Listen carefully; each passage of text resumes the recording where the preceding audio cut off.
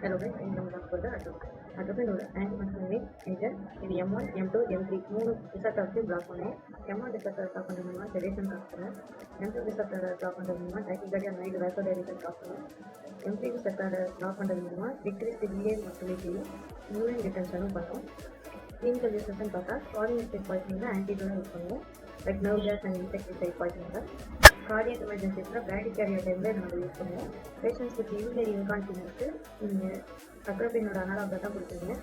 Ophthalmic எக்ஸாமினேஷனில் ரிட்டினல் examination பண்ணுறதுக்கு லித்தியாசிக் காஸ்ட்ங்கிறது டிம்டாலால்ங்கிற அட்ரோபெயின் analogue தான். Side effects பார்த்தோன்னா கார்னியட்டிக் பிளாக்கேஜ்னால ஃப்ளஷிங் வரும், ஹைப்பர் தெர்மியா வரும், சலைவேஷன் வந்து ரொம்ப கம்மியாக இருக்கும், சைக்கோஃப்ளீஜியா காஸ் பண்ணலாம். M1 ரிசப்டரை பிளாக் பண்ணதுனால சைக்கோசிஸ் வரும். சம்டைம்ஸ் பிராடிகார்டியா பிரச்சனை போது டைக்கிகார்டியாவுக்கு காஸ் பண்ணுவோம். பாலினஸ்டிக் இன்ஜெக்டர் பாய்சனிங்கில் அட்ரோபினை கொடுப்போம். அட்ரோபின் பாய்சனிங் ஆயிடுச்சு அப்படின்னா பைசோஸ்டிக்மைங்கிற கார்னியஸ்டிக் இன்ஜெக்டர் கொடுத்து ரெக்கவர் பண்ணுவோம். அப்டாமிக் ரெட்டினல் எக்ஸாமினேஷனில் ட்ராபிகமைன்கிற அட்ரோபின் அனலாக் தான் கொடுப்போம். வீடியோ பிடிச்சதா லைக் ஷேர் அண்ட் சப்ஸ்கிரைப் பண்ணுங்கள். நெக்ஸ்ட் டாபிக் என்ன வேணும் கமெண்ட்டில் சொல்லுங்கள். தேங்க்யூ.